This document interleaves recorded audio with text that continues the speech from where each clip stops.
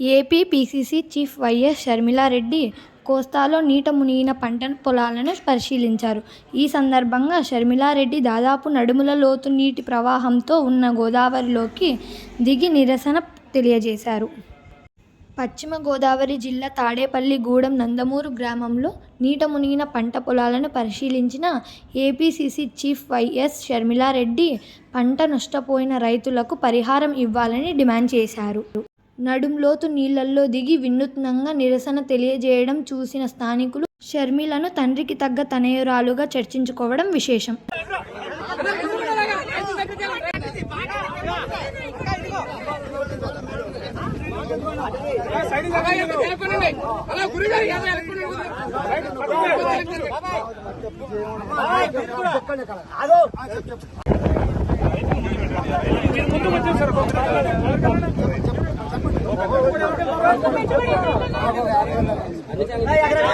ఎకరానికి 5 ఎకరాలు చేస్తామండి.